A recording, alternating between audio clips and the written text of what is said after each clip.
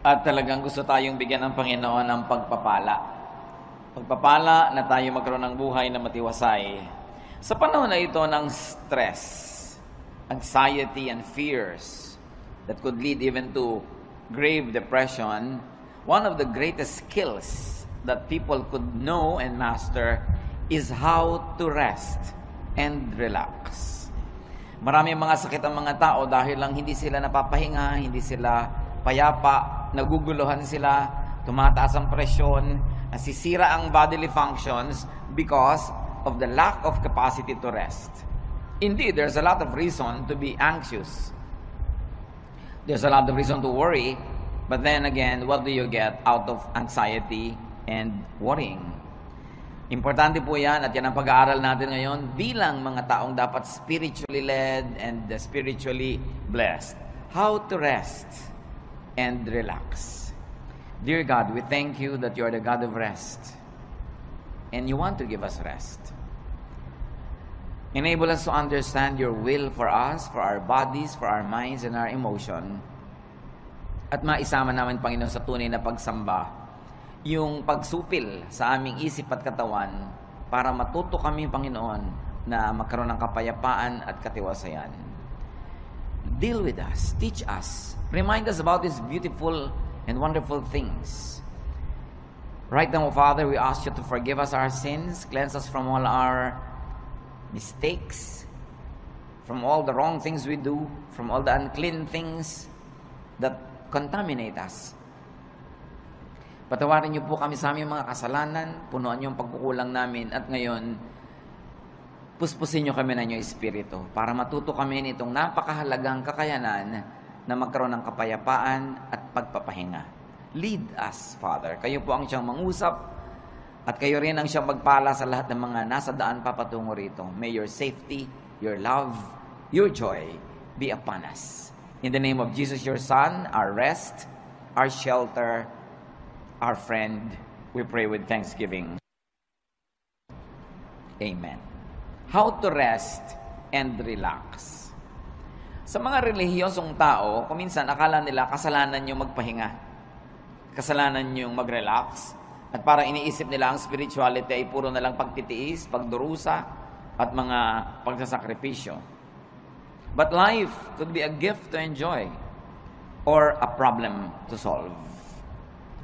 At kailangan sa simula pa lang, maaga pa lang, nililinaw na natin. Ang buhay ba na bigay ng Diyos ay itatrato natin na isang regalo na dapat nating ipagpasalamat at lasapin, o ito isang problemang dapat lutasin. With that kind of mentality, you will already be standing on one side of the fence if you were going to be restful or anxious in life. John 16:33, Jesus says, I have told you this so that you might have peace in your hearts because of me. While you are in the world, you will have to suffer. But cheer up, I have defeated the world. Napaka-relevant po sa buhay natin, mga kapatid, itong mga verses na ito. Kasi namin ng Panginoon, sinasabi ko sa inyo na dahil sa akin, pwede kayong magkaroon ng kapayapaan. Totoo, habang nandito kayo sa mundo, marami kayong lalasapin, haharapin, kakabakahin, problema. Pero, huwag kayong mawala ng pag-asa. Pasiglahin nyo ang inyong mga kalooban dahil napagtagumpayan ko na ang sanlibutan. Kuminsan, nagkakaroon tayo ng feeling na defeated because we think we are the ones fighting. But the Lord is our champion. Nabuhay siya at namatay para sa atin. Ang lahat ng tagumpay ng Panginoon ay tagumpay natin. At siya'y walang kabiguan. Maging ang kamatayan na hindi nagtagumpay na siya'y hawakan ng matagal at siya'y nabuhay na muli, isang pangako na ang lahat ng sumasa kanya ay mabubuhay ding muli. Kasi sabi niya, alam nyo, kaya lumalaki ang problema nyo, pinapalaki nyo. Kaya bumibigat ang kalooban nyo, pinapabigat nyo. Totoo, kung magiging makasanlibutan lang kayo at mag-iisip lang kayo bilang mga karaniwang tao, talagang marami kayong dapat ikatakot at hindi kayo papapahinga. Pero bakit nyo gagawin yung matakot? Samantalang napagtagumpayan ko na ang lahat. That in Christ we have our victory. That even in our personal performance, we might fail every now and then, but it is not our performance that counts, but the performance of the Lord. Hindi yung kulang sa atin ang binibilang, kundi yung kapupunan na ibinibigay ni Jesus. Hindi yung ating karumihan, kundi yung paglilinis ng kanyang dugo. Hindi yung ating mga kamalian, kundi yung kanyang pagiging tama. Ang siyang ibinibigay at ibinibihis sa atin, kaya marapat lang na atin itong unawain. Life is indeed a gift to be enjoyed and shared. Like love, enjoyment and happiness is like a handful of sand. Yun pong buhangin, pag hinawakan nyo lang nang nakarelax ang kamay nyo, andyan lang. Pero subukan yung sobrang diinan ng hawak, sikipan, dumudula sa pagitan ng mga daliri natin yung buhangin at natatapong lahat. When you hold too tightly, sand slips through your fingers. And happiness is like that. Enjoyment, like love, is like that. Pag sobrang mong hinigpitan, nawawala. Dapat relax ka lang.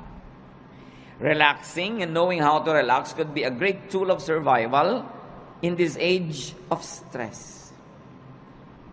Marami talagang stress ngayon. Pati nga inumin mong tubig, binabayaran na, binibili, nung araw naman hindi.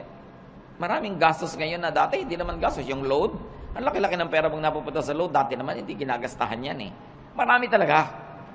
Pero marami ring blessing na available. Kita nyo naman, nagsusurvive ang lahat. Life is even better.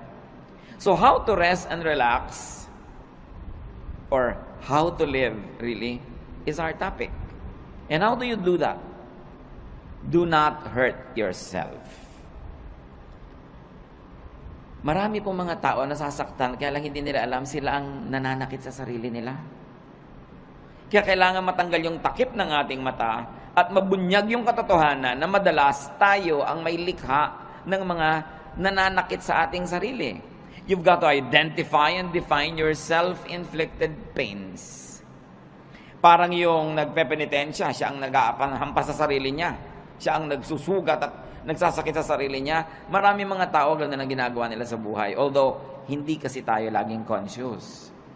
Ano-ano po ang mga self-inflicted pains?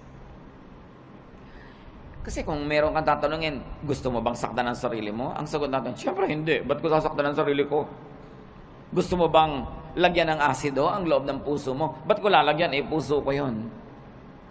Gusto mo bang pahirapan ang sarili mo? Of course, I will not do that. But the truth is, many of us do it. Ano po yung mga pahirap na tayo rin ang may likha? Jealousy, covetousness, and greed. They hurt. Napakalaki ng sugat, hirap, pasanin na ibinibigay sa atin kung tayo ay nagsiselos, naghahangad ng hindi atin, naiinggit, o nagiging sakim. Oras na meron kayong kinakainggitan, pinagseselosan, hinahangad na hindi naman ninyo, pinapahirap nyo inyong loob. Yung merong mana ang kapatid mo, gusto mo maging sayo rin? Yung merong magandang damit ang iyong kapwa, imbes na matuwa ka at maganda yung nakikita mo, maiinggit ka pa? Yung hindi na sayo, pinipilit mo pang maging sayo, gagawa ka ng mga tricks, gagawa ka ng mga kasinungalingan, para maging sayo yon. Ang hirap mag-maintain ng kasinungalingan. Ang hirap gumawa ng mga tricks. Ang hirap maging parang gagamba na gumagawa ka ng sapot para yung dumadaang mga lamok biglang mahuli at kakainin mo na siya. But if you are greedy in life, if you're ruled by greed, you will never relax. Because you're forever inventing schemes. Gagawa ka ng mga paraan kung paano maging iyo ang hindi iyo. Kung paano aagawad yung mga tunay na mga may-ari. Kung paano sisiraan yung ating mga kinakainggitan. Self-inflicted pain yan. At gaano karami sa inyong high blood pressure, gaano karami sa mga cancer ng katawan natin na nagmula sa sobrang pahirap natin dahil pinapahirapan natin ang sarili. Dapat tulog ka na, hindi ka patulog. Dapat payapa ka, hindi ka payapa. Dapat nag-e-enjoy ka, naiinis ka, naiinggit. You harm your body. At pagpatuloy natin ginagawa yon, yung mga maliliit na mga laso na yun na iniipon natin sa ating katawan, nagiging sakit. Ang tatamaan yung mga pinakamahinang parts of your body, so doon magmamanifest yung mga sakit. Pero ang totoo nyo, nagsisimula sa isip mo yan. Nagsisimula sa iyong espiritu. Kaya sinasabi nga, mind over matter. Halimbawa yung mga taong sobrang magsikap, talagang nagpapakamatay, nagkakandara pa para laging panalo, para laging mas maganda ang gawa niya, mas mataas ang score niya, mas kahanga-hanga ang kanyang performance, gaano karami doon ang dahil lang sa inggit. Sabi sa Ecclesiastes 4:4, "Then I realized that we work and do wonderful things just because we are jealous of others. This makes no more sense than chasing the wind." Si Solomon nagsasabi na pagtanto ko na ang dami nating ginagawang kadakilaan, ginagawa lang natin dahil inggit tayo sa iba. At gusto nating maging mas dakila tayo. Halimbawa, although hindi ko naman talaga alam ang intensyon ng mga gumawa nung malaking pinakamataas na building sa Dubai. Ang taas ng building para lang masabing nasa kanila yung highest building in the world. But what is the context of a tall building? For instance, in Manhattan, in New York. Kasi wala nang space, itataas ba ng itataas yung building mo? Kasi wala nang space. Pero sa Dubai, na ang lapad-lapad ng disyerto, na kahit ihiga mo yung building, ang haba-haba, everything is first floor, ang ginhawa sa lahat, pwede dahil may space, ba't mo tataasan para ka lang maging tallest building in the world? O ano nangyari sa kalagitaan ng proyekto, bumagsak ang ekonomiya. So ngayon, kinailangang iligtas sila ng kabilang state para matuloy yung project, napalitan yung pangalan. So, ano pa ang mga pinagagagawa natin? Halimbawa, yung mga estudyante, bakit marami sa mga magulang tinutulak ang anak na tumaas ang grade? Dahil gusto ba nating tumalino siya? O dahil gusto lang nating matalo niya yung isang kakompetensya sa grade? Bakit kailangan ang laki-laki ng TV mo? Ang liit ng bahay, lampas na yung TV sa dingding, nakikita na ng kapitbahay yung gilid. Bakit kailangan? Kasi malaki yung TV ni kumare. Bakit kailangan mas malaki ang hikaw mo? Dahil ba talagang yung tenga mo, kailangan niyang paglambitinan ng mga mabibigat na hikaw? O mayroon kang kakompetensya. Bakit kailangan mas maliit ang baywang mo? Marami tayong ginagawa mga kapatid, pahirap sa sarili just because we're competing with other people. So sabi ni Solomon, vanity, meaningless. Isang pagpapahirap sa sarili na hindi kailangan. Isa pa bang pagpapahirap natin? Fatigue. Fatigue hurts. Too much work is painful. Ang dami mga tao sobrang magtrabaho, tapos ang konti lang naman ang nabe-benefit nila doon sa tinatrabaho nila. At the end of the day, sila yung lugi. Sinong nakinabang? Ang mga kamag-anak nilang batugan. Mga kamag-anak nilang tamad. Hindi nag-iisip. Saan kaya ako kukuha ng ganitong gagastusin? Ano kayang gagawin ko? Pero at the end of the day, nagkakaroon din. Dahil kahit nagger ka, kahit nagagalit ka, bibigyan mo rin. So ikaw si lugi. Kaya lugi sa buhay yung mga OC. Yung mga obsessive-compulsive, linis ka ng linis, tapos iba dumi ng dumi. Hindi ko alam hanggang ngayon, hindi pa po ako decided kung tatawagin kong blessing yung mga taong walang pake. Yung may baha, walang pake. Tulog. Yung bukas may gastusan, walang pake. Pero at the end of the day, nabuhay din sila ng 70, 80 years old, masaya pa sila. Kaysa ikaw, worry ka ng worry, isip ka ng isip. At ang nangyayari tuloy, dahil mahilig ka mag-isip, ikaw tuloy ang sasagot sa mga gastusin niya. Kasi ikaw yung responsible. But is that the way to live? Do you want to be like that? You've got to let go of some things. Going against your conscience for the sake of gain hurts. Gaano karami, mga kapatid, ang ginagawa natin na labag sa ating budhi? Siro, ginagawa mo para lumaki ang iyong kita, o para mapalapit ka sa isang taong pinupuri mo ang totoo, nandidiri ka sa kanya. Ginagawa mo, pero naiinis ka sa sarili mo at ginagawa mo yon. So, ba't mo ginagawa? Yung bang gain na mapapala mo doon is more than the loss. Pag kinompare mo yung napala mo at yung lugi mo, na nahirapan ng yung loob, napagod ang loob mo, nakakasira ng kalusugan. Nakakasira ng sarili. Ano pa po ang mga pahirap natin sa sarili na hindi natin na-realize? Strained personal relations. They hurt. Tuwing meron tayong kaaway, kagalit, and we maintain this kagalitan, hirap tayo. Dahil kahit matigas ang loob mo, kahit ka pa nagtatapang-tapangan, aminin mo, mas gusto mo naman friendly yung atmosphere. Mas gusto mo naman na kabati mo yung kagalit mo ngayon. Mas gusto mo naman na love ka niya kaysa hate. Kahit nagpe-pretend ka pa that you don't care, you care. Why? Because the Spirit of God lives in us. And that spirit is hurt whenever things are wrong. Kung ang mga relasyon natin sa ating kapwa ay pangit, kaya kami mga tao nagpapagamot, laging masakit ang ulo, laging masakit ang likod, laging masakit ang ganito. Tanong mo, marami ka bang kaaway na kamag-anak, kaibigan? Opo. Hindi mo kailangan ng gamot. Makipagkasundo ka lang, baguhin mo ugali mo, gagaling ka.